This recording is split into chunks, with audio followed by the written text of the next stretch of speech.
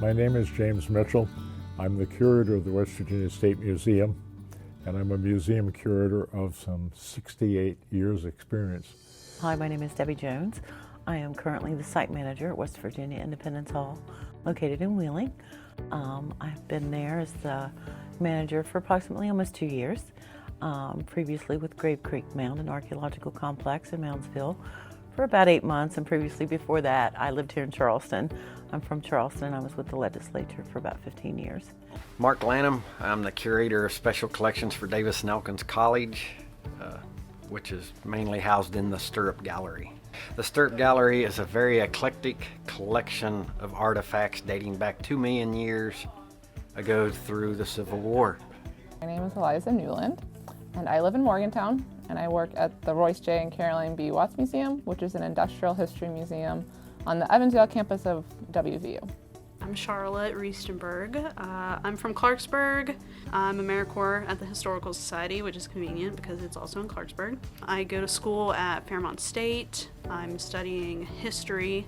I'm minoring in folklore studies and outdoor recreation leadership. I think West Virginia has either 12 or 13 historic districts that are on the National Registry, and we are one of those because we have so many historic buildings. We have Senators Davis and Senator Elkins's summer homes there, which are huge mansions. One is a bed and breakfast with a restaurant now. Another one is our administrative building. We have a standalone circular ice house that's 3 stories tall, goes down into the ground, and students now use it, to drink and have dances and stuff in it. But it's the only ice house of its kind in West Virginia, made out of limestone blocks, very beautiful. We have the gatehouse, which looks like a little miniature castle with the round peaked tops and stuff. Of course, West Virginia Independence Hall. It's the birthplace of West Virginia. If not for that very building, we would still be Virginia. So it should be all West Virginians' favorite building as far as I'm concerned. It's a beautiful museum. It is home to, on the 2nd floor, we have the office of Governor Pierpont, who was the governor of the restored government of Virginia.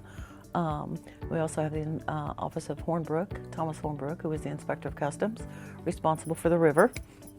And because the Custom House was in an ideal location, you had the suspension bridge going across the Ohio River right there, which was the only bridge that crossed the Ohio River during that time. You had the B&O Railroad directly across the street, and you had the National Road, which goes right through Wheeling.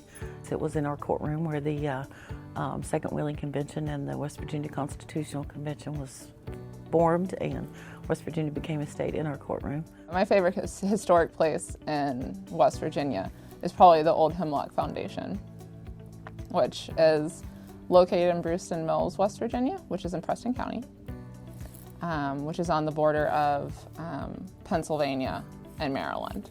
The old Hemlock Foundation is about 240 acres, beautiful acres on a hillside, right off of 68. And Old Hemlock is a historic house built in 1813 or around then. It's a log cabin, and it has a very complicated history. But my favorite thing about Old Hemlock is the feeling of the place.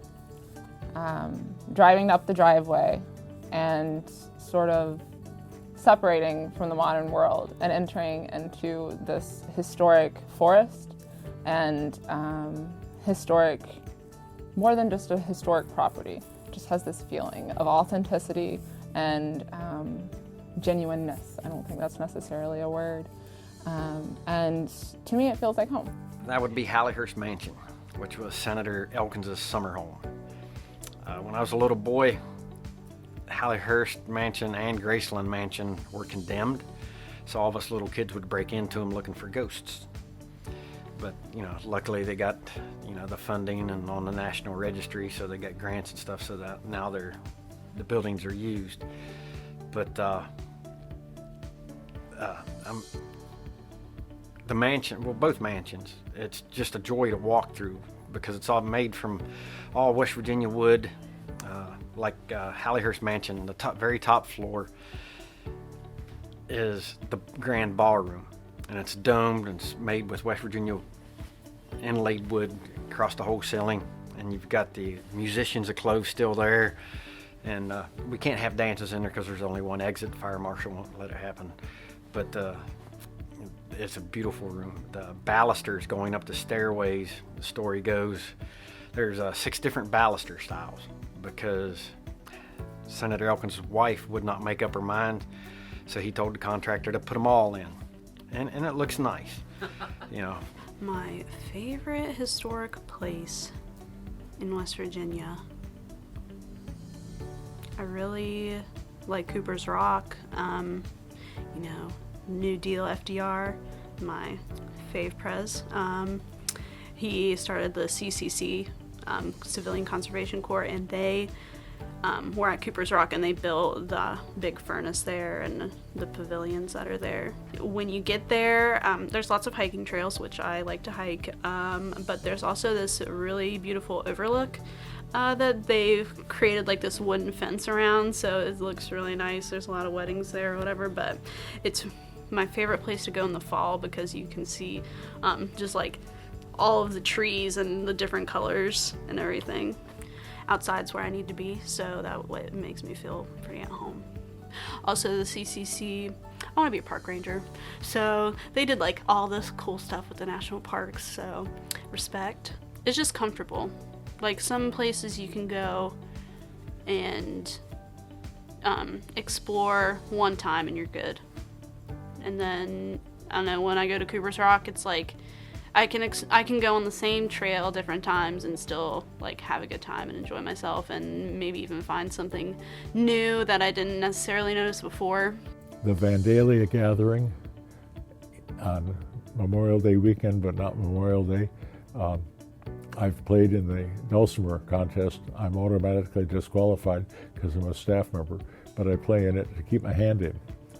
And so I'm intrigued with the music in the state in West Virginia. I see music moving in different directions still. I play tuba. I've played at Tuba Christmas. Again, there's another kind of music that people don't think of as mountain music. You know, but that kind of music is alive and well here too. Right now we're working on trying to get a grant and funding to digitize the Augusta collection.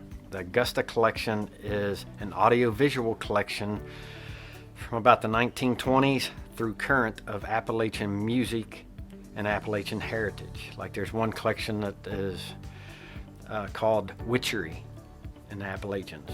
We're trying to digitize it so we can make it free to the public. We're not looking to make money on it.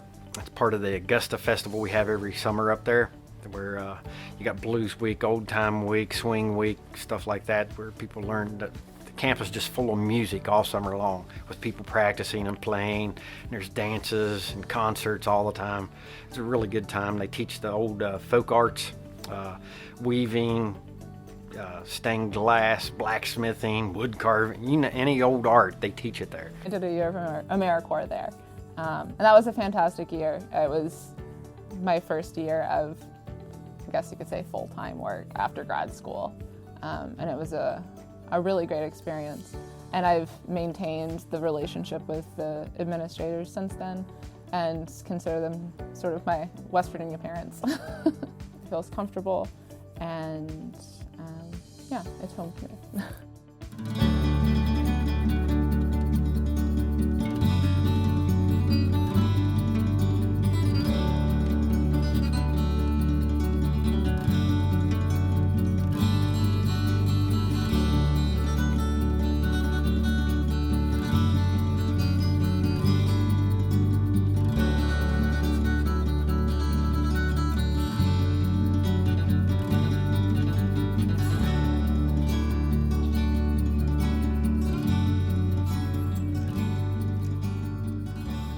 This is Tiberius Caesar.